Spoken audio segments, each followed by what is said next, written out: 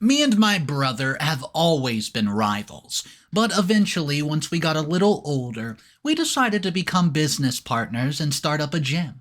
I know, don't mix business with family. Well, I should have listened, because this turned into an absolute nightmare when my partner and my brother are coming forward and saying that I stole money from the business. I would never do that. Here's what they're saying. I'm 27 and I need a bit of help with an issue involving my business right now. The problem is that it's become a bit of a family issue, so dealing with it's been really complicated.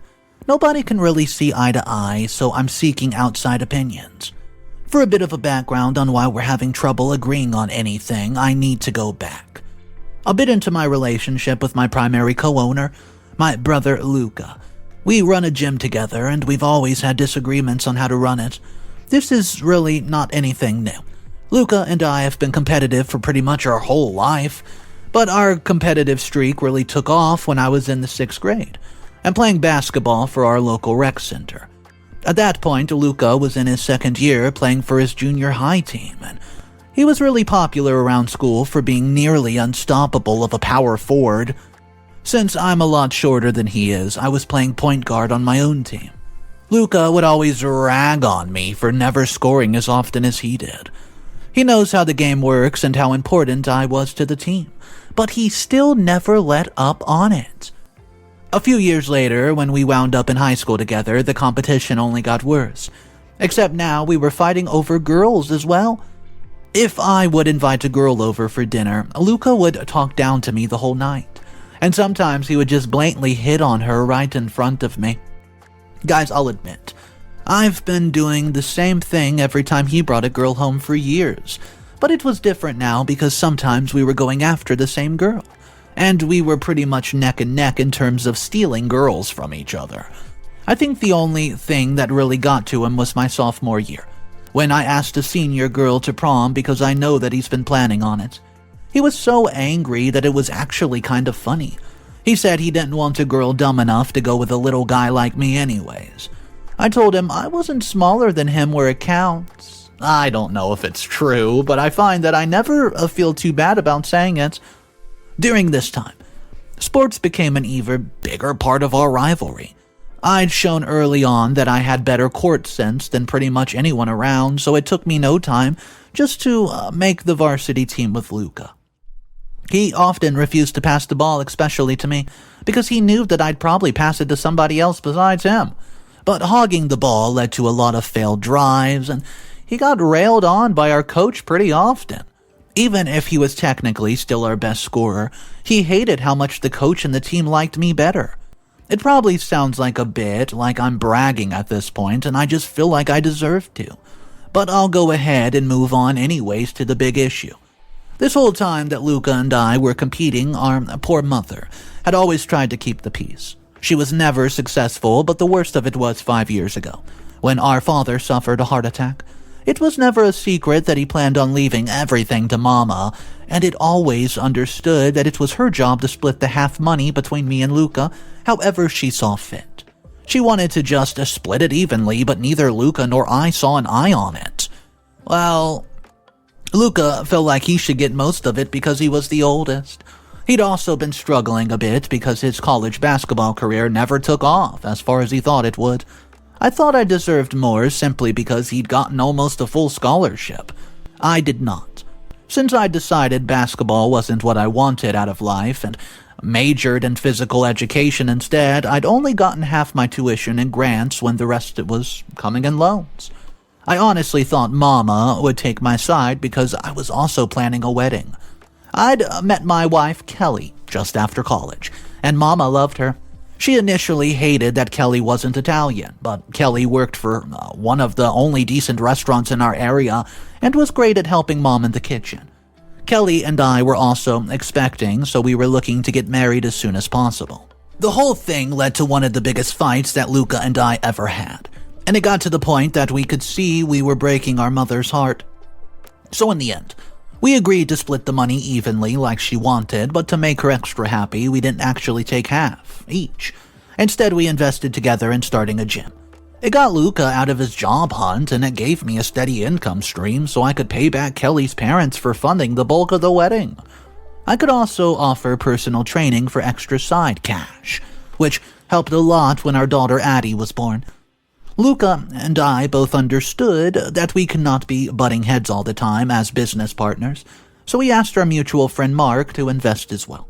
He had enough family money to afford it, especially since we decided to give him a smaller stake in the business than either of us had. But we gave him equal voting power, so there would always be a tiebreaker when we needed one. Even though he was technically closer to my age, he had been in the year between us in high school and never took sides during our basketball rivalry. He was the perfect choice. Well, that worked pretty well for a good while, and Mark proved himself to be exactly the unbiased voice that we needed him to be. Not that there weren't definitely some trends. When it came to things like sourcing equipment, picking what classes to offer, hiring trainers, Mark usually sided with Luca. When it came to things like choosing a location, designing and marketing a website, and setting membership fees, Mark usually sided with me. With me and Luca each focusing on our strength while Mark supported both of us, we built a pretty successful gym within just a few months. Within the first year, we were already managing to start building long-term relationships with the members. We definitely took a hit during COVID, and nearly thought that we had to shut down, but most of our members came right back as soon as the lockdown ended. Our current retention rate hovers just around 85%. Well, guys, not only did our business relationship improve, but so did our personal relationship as brothers. We started having dinner with Mama twice a week. Once a week I would bring Kelly and Addie along, and every Saturday it would be just me and Luca, so Kelly could bring Addie to see her parents. Things were stronger than ever. I think the only moment that was hard for all of us was the night Luca and I were talking about a recent surge in membership. See, Luca thought it was because of some changes that we made to our marketing, while I thought it was Luca's decision to add some new classes that took advantage of a recent fitness trend. Seeing us not only agree with each other, but even praise each other's work, made our mother cry and say that she'd always wished our father could have seen us get along like this. Well, that made Luca cry too, and I'd be lying if I said my eyes were dry. Well, that happened just about a month ago, and I wish I could say things continued strongly after that, but we hit a snag this past week. A few of our trainers and instructors have not been dealing well with recent changes in the economy, and some of them have talked openly about considering whether they can make more money elsewhere or on their own even. Luca and I agreed that we don't want to lose them, so I had our accountant Clara look through the books to see if our budget had room to give everyone an equal raise that would actually be enticing enough for them to stay. Clara later called the three of us, me, Luca, Mark, into her office. She told us that we should have enough on our books to make everybody happy, but that we have another big problem. She said the numbers are not adding up at all, and there seems to be a fair amount of money missing. She's going to have to look deeper into it to find out what, but she wanted to alert the three of us in case there was foul play involved, so the other two could be prepared to deal with it. This is a case where having a tiebreaker doesn't help. All three of us are suspicious of one another. I went straight to Mark because he knows about money and because Luca's not really smart enough to take money out of the business without getting caught. Luca accused me of blaming Mark too quickly. Mark accused me and Luca of being in on it together. Well, I know it wasn't me, and I trust Clara to figure things out quickly. The problem is, what do we do then? What happens to whoever did it? And can we get the money back when Clara figures it out? I mean, they'd have to pay it back, right? Then there's also the issue of everyone distrusting each other. If only one person took the money, they obviously would not be here anymore, but that means the two of us left will be working with someone who've been fighting with, accusing of a crime. Can business partners come back from that? This isn't something I know much about, so I could really use some answers. I don't want this to be the end of my business. Update number 1. Hey guys, it's been a week since I've last posted in another sub about this issue. I was having with the gym I run with my brother. See, I haven't been back to the gym since a couple of days after the post. A lot of people told me after that post that there are better subs for this kind of advice, and I wanted it, but it didn't matter. I need some new advice now, guys, pretty bad. Our bookkeeper, Clara, was able to track down the missing funds. It took her a couple of days to track it down, and she found out really quickly that the money has been coming out for a long time. She found a number of small withdrawals, but she wasn't able to match the account numbers to anything. None of our own accounts, none of our employees, no one. We've bought equipment from nothing. And after a couple of days, she was finally able to track it down. She sourced the account from a small local bank, but she could not find any link between the bank and our gym. With no idea where to go from there, she called me, Luca, and Mark into her office for another meeting. It did not go as well as it should. See, more specifically, it did not go well for me. You see, Mark recognized the name of the bank pretty much immediately. I did too, but I had not planned on saying anything because Clara's findings did not make any sense. It's the bank I used when I opened a separate checking account after marrying Kelly. We mostly keep separate finances, but we wanted a new account for shared expenses. We only have so many of those, so we like this particular bank because they have no maintenance fees. I remember telling Mark about it when he was looking for an alternative to the bank his family uses, but he never wound up going with them. I thought he forgot about that conversation, but he did not. As soon as I heard the name, Mark called me out.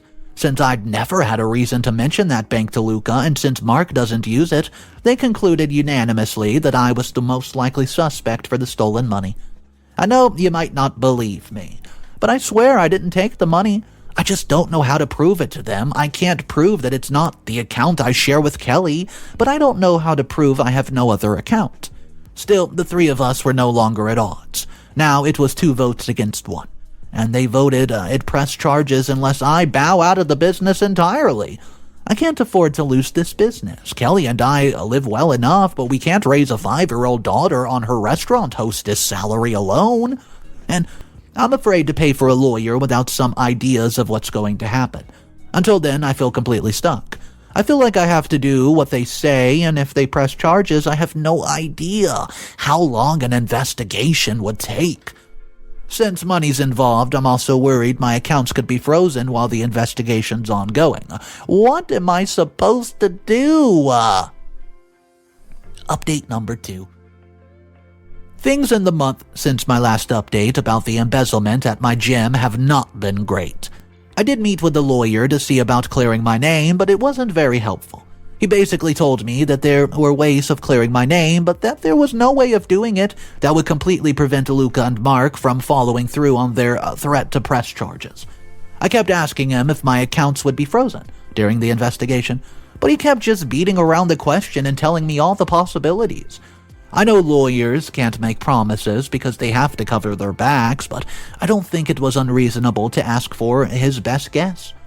In the end, I wound up just trying to cut my losses and started looking for a new job, either as a gym manager or a personal trainer. It's been a struggle. I've pretty much no reputation with other gyms because I've always worked for hours. When I tried to apply, the only reference they have for me is the gym I ran with Mark and Luca. You can probably guess how far I've been getting with those references. I've tried calling Mark and pretty much begging for mercy. I told him that even if he thinks I'm guilty, he could still have sympathy for my family and give me a positive reference for their sake. He refused. He never sounded so cold. I had to face the fact that I did not just lose a business partner. I lost a friend. With no income, I tried asking my mom for help and she wouldn't offer it. She believes, Luca, that I stole from our business. She's disappointed that I not only stole from our own brother, but also from the business we started with our father's money. At the end of it all, she's pretty much disowning me.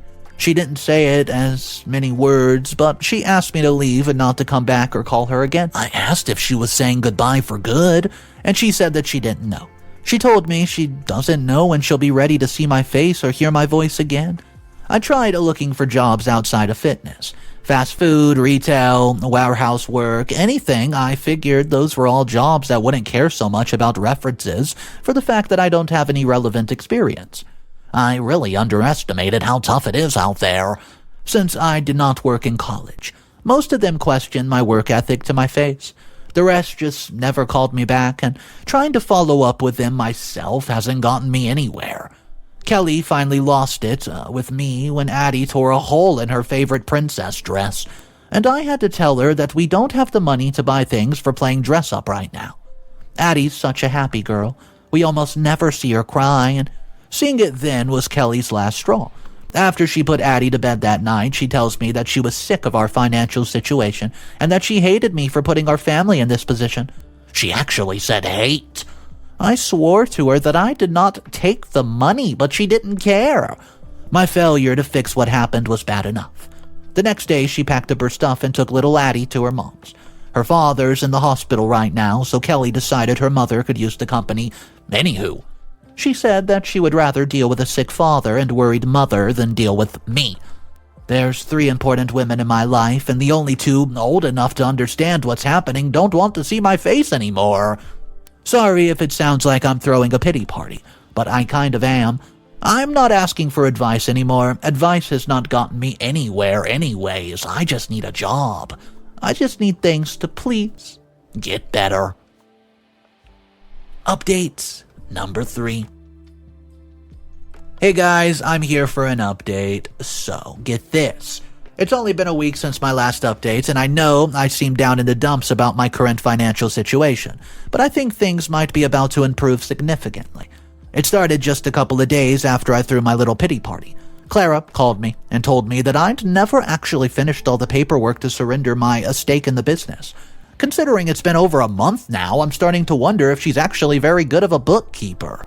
Either way, that's beside the point.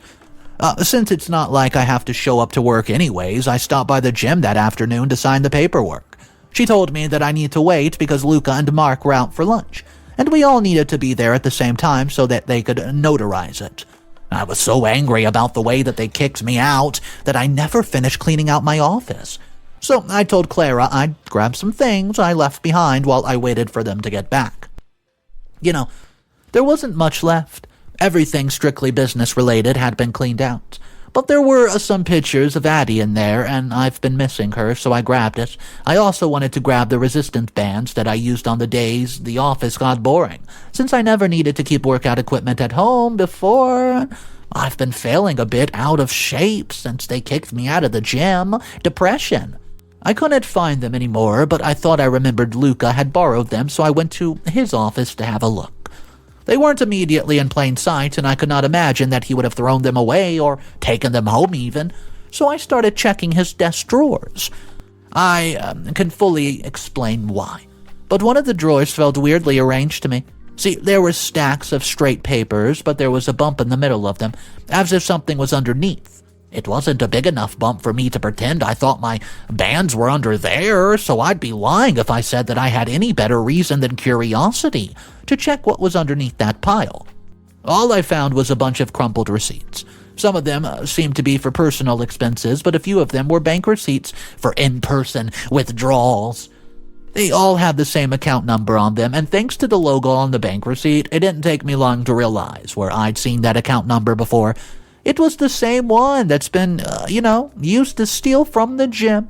The same number that I got outed for. It belonged to Luca. Again, I'd never told Luca about the bank. I didn't know if he found out about it somehow and framed me, or if he chose it at random and got lucky. What I did know was that my finding those receipts when I was alone in his office, it would not convince anyone that I had not put them there myself, not sure of what to do. I shoved them in my pocket and took them with me. I told Clara there was an emergency and left, promising to reschedule the paperwork for another time. That still left a problem because I had no idea how to trace an account number to its owner. I tried looking it up on the interwebs, and one of the first things that came up was a site for a private investigator. Even though money is tight, I figured this was worth the expense if I could muster up my company back. I met her and gave her the receipts, asking if she could help me identify them. She tells me that this is one of the exact things people like her are used for. So earlier today, she calls me back to her office to go over what she found. My suspicions were half right. It was Luca's account, but not just his. It was a joint account, and the other name on the account was Mark. I don't know the exact next step, but I'll figure it out. Either way, I'm going to be rescheduling with Clara soon. I'll let you guys know how it goes. Update number 4. It only took a week, but I'm back with good news. As promised, I rescheduled with Clara to do the exit paperwork at a time when both Mark and Luca would be there. When I showed up, Clara had the paperwork ready. Luca grinned as he held out a pen for me to sign. I told Luca to go ahead and keep that pen. I then presented copies of the receipts as well as the information the investigator turned up. I let Clara read them first just to keep Luca and Mark in suspense. She understood what happened almost as soon as she saw everything. Luca looked a bit confused when Clara asked me if she should throw the exit paperwork away. But I told her that would not be necessary, see. I think Mark caught on at this point, so I let Clara show the receipts to Luca first. Once I'd given them a moment to digest it, I told them exactly how things were going to go. I offered the same choice they gave me. They could sign over their stake in the business, or I could press charges. And before they could even agree, I added one more little condition. I would also press charges if they did not replace the money they stole. Mark was oh so quick to agree, but Luca looked scared. Then his head fell and the truth came out. He had already cleaned out the account. Mark had no idea Luca had pretty much used Mark as a pawn to get rid of me and then taken the money behind Mark's back. I have no idea how he thought he'd get away with it, idiot. But Mark was furious. Luca begged him for forgiveness, and he promised me that he would pay it back as soon as possible if I did not press charges and just let him sign the gem over.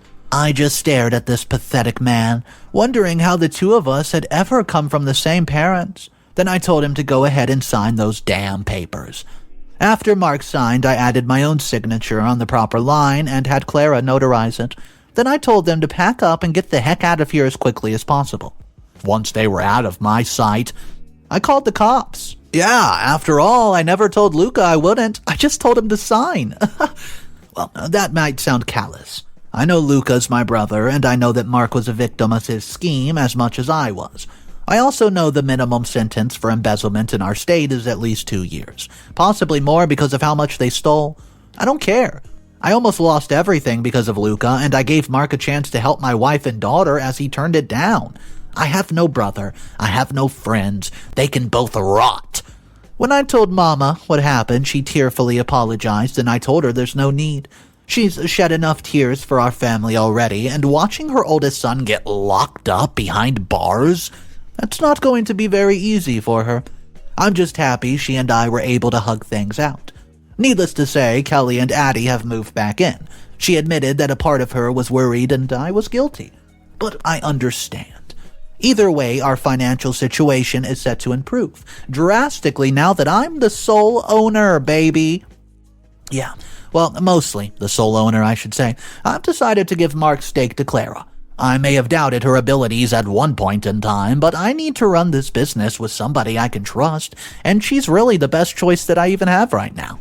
Besides, Luca's share is still going to double my salary, and if you ask me, wow, that's not so bad now, is it? Well, wait, there's still something I don't know. I still don't know what Luca spent so much money on.